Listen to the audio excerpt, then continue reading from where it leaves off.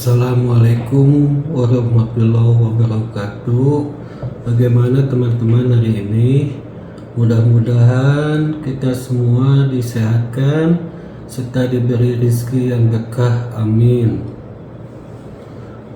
Bektor Suryadi, politisi senior PDIP yang menuding ijazah Bapak Jokowi dicetak di Pasar Pramuka dan menyatakan Bapak Jokowi alumnus Pasar Pramuka, mempertanyakan keganjilan ijazah Jokowi saat mencalonkan wali kota. Kita simak teman-teman videonya.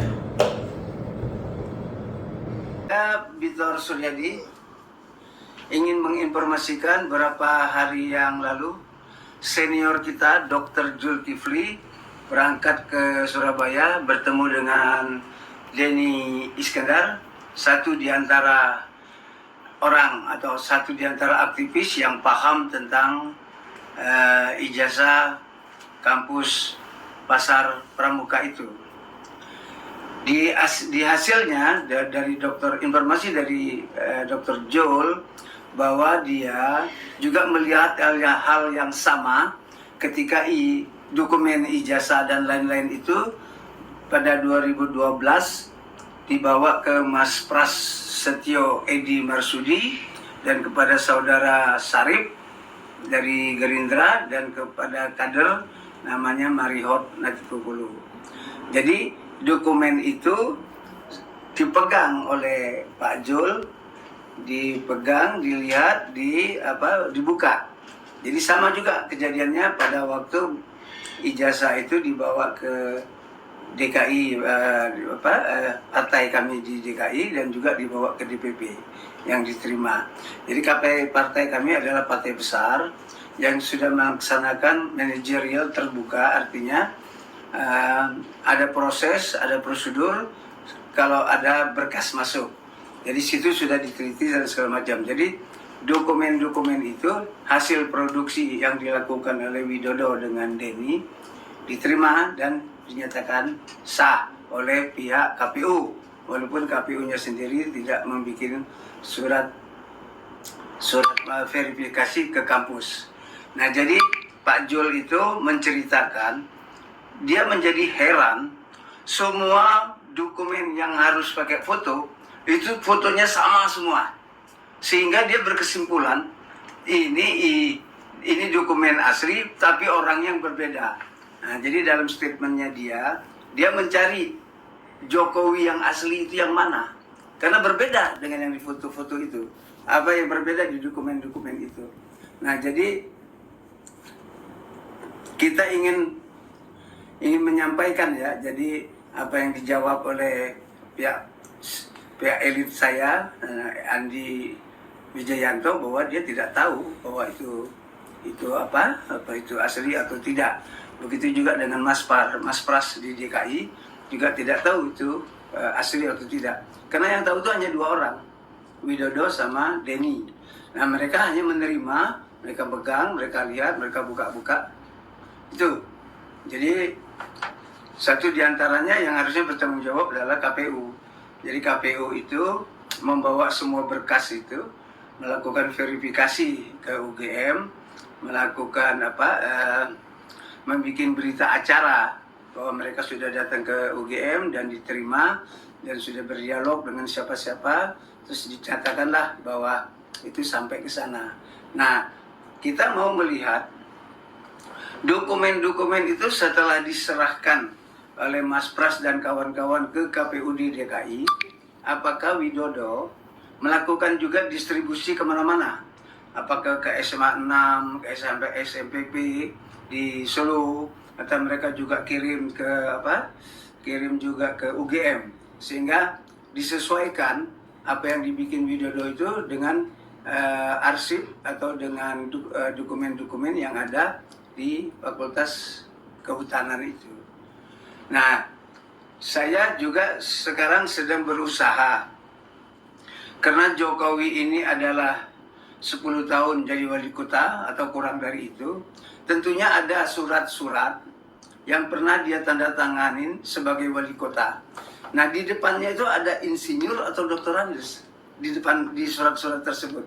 Atau setidaknya masyarakat Solo pada waktu kampanye Jokowi menjadi wali kota itu, di stikernya, di kaosnya, di spanduknya, atau di pamfletnya, dia cantumkan apa? Kalau dia cantumkan doktorandus, maka kita menjadi lebih bertanya, ngapain dia kuliah 5 tahun di UGM, dapat insinyur, di wisuda, melakukan KKN, tapi kok ditampilkannya doktorandus? Atau kalau sekiranya itu bodong, atau bukan bodong, itu dapat polos, artinya cuma ditulis Joko Widodo, tanda tangan, wali kota Solo. Nah, berarti kita bertanya lagi, ngapain dia bertahun-tahun bolak-balik ke Jogja kuliah? Sudah berhasil kok tidak dicantumkan? Itu membuat kita menjadi lebih berpenasaran ya. Artinya setelah datang saya ikut rombongan TPUA, setelah di UGM saya kecewa, terus ke rumah Jokowi kecewa, terus saya minta sekarang ke masyarakat Solo, nah, untuk membuktikan bahwa mereka pernah dapat surat dari wali kota, ada nama Joko Widodonya. Nah, itu yang mau kita kejar.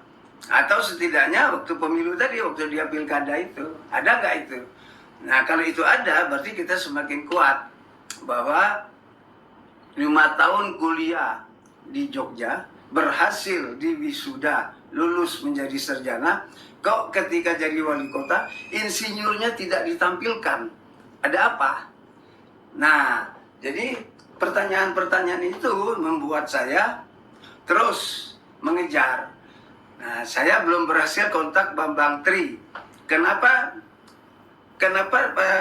represifnya Jokowi itu semakin kencang setelah menjelang munculnya Roy Suryo pada waktu Dr. Tifa, waktu Dr. Rismon dan kawan-kawan TPUA. Jadi sebelum ini maka ada peristiwanya Bambang Tri dan Gus Nur. Mereka di penjara 6 tahun sampai ke pengadilan, tidak ada bukti ijazah itu. Nah, kita melihatnya menjadi aneh. Kok jadi seperti itu ya? Kita lihat juga pernyataan dari Bariskrim. Jadi kalau Bariskrim itu paham bahwa ini produksi pramuka, maka kami ya di luar, kami meyakinkan bahwa memang hasil Universitas Pasar Pramuka itu 99% enggak ada beda dengan asli. Jadi sekarang yang dibikin Widodo itu diakui Bariskrim menjadi asli, dikarenakan sudah dilakukan otentik, identik, begitu.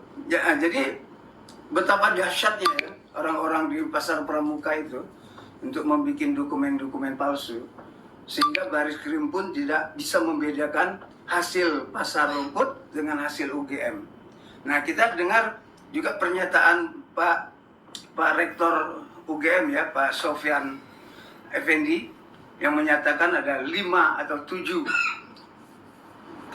kejanggalan-kejanggalan yang ada dalam dokumen ijazahnya Jokowi itu. Nah, jadi kita semakin kuat. Nah, setelah kami dari Solo, dari Jogja, Ibu Mega juga bikin pernyataan. Kalau memang punya, ini loh, tunjukkan. Pada waktu Ibu Mega lagi pidato di Brain. Nah, begitu juga Ahok. Ahok bikin pernyataan. Yang tidak berani menunjukkan ijazahnya, berarti yang dimiliki oleh orang itu palsu. Nah, keadaan-keadaan ini yang meyakinkan kita. Saya tinggal menunggu satu info lagi. Info ini sangat penting ketika masyarakat Solo itu melaksanakan pilkada, melihat stiker, melihat spanduk, melihat pamflet, melihat kaos, ada nama Jokowi, Rudi, XX. Nah, itu apa di depan namanya? Insinyur, doktorandus, atau polos, belum punya. Nah, jadi saya semakin kuat bahwa Jokowi adalah alumnus Universitas Pasar Pramuka. Itu tidak bisa dihindari lagi. Ketika nanti saya mendapatkan info dari masyarakat Solo. Masyarakat Solo itu kan banyak. Jokowi disuruh menang katanya sampai sekian puluh persen, melonjak luar biasa. Nah, kita mau kejar. Selama dia 10 tahun menjadi wali kota, dia menandatangani surat-surat wali kota kabupaten ke pemerintahan di Solo itu, dia pakai titel apa? Kalau titelnya kosong itu berarti dia tidak menggunakan insinyurnya yang dari Jogja, dari UGM. Nah, kalau dia dia cantumkan bahwa pada waktu itu dia pakai Dr. Andes, maka dia kuliah di mana lagi setelah kuliah dari UGM? Lantas kenapa dia pakai yang Dr. Andes dari swasta itu, bukan pakai insinyur dari UGM? UGM itu luar biasa, bro. Kita bukan macam aduh luar biasa deh. Kan dia termasuk kampus pertama dan kampus terbesar. Nah, di sini kita mau lihat. Nah, saya juga berharap dari kawan-kawan aktivis yang ada di Jogja, di UGM, ayo dong perjuangkan kampus yang jujur, kampus terbuka, kampus yang benar. Nah, kita tunggulah hari ini. Tadi saya sudah bilang juga sama Mbak Sekar, saya lagi menunggu satu informasi. Jadi sekarang kita sudah punya saksi hidup 3. Prasetyo dan kawan-kawan pada waktu menerima dokumen itu maju di Pilkada 2012. Terus DPP PDI Perjuangan menerima itu ketika Jokowi mau maju jadi Pilpres.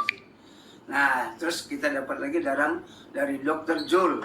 Jadi dari tempat ini saya sudah tanya, saya sudah dapat informasi. Kalau kemarin kan kita dapat informasi dari Mas Andi Wijayanto ketika ketemu dengan Santana TV, dia menjawab apa yang saya maksud. Saya menceritakan bahwa partai kami melaksanakan proses dan prosedur dari bawah hingga sampai ke sekretaris pemenangan. Nah, dia sudah lihat dan dia kasihkan kepada LO dan LO mengantarkannya ke KPU. Tidak ada berkas kandidat yang keluar dari kantor kami kalau tidak melalui sekretaris panitia pemenangan. Jadi penjelasan Mas Sandi tidak menyimpang dari apa yang saya maksud, dan saya tidak menuding apa-apa. Saya hanya membutuhkan itu tadi, pada dia pegang, dia lihat, dia buka, dan kok sama semua, cuman tidak bunyi. Yang bunyi itu Jul, nah, Mas Pras. Itu saja pagi ini. Terima kasih banyak Mbak Sekar. Assalamualaikum warahmatullahi wabarakatuh.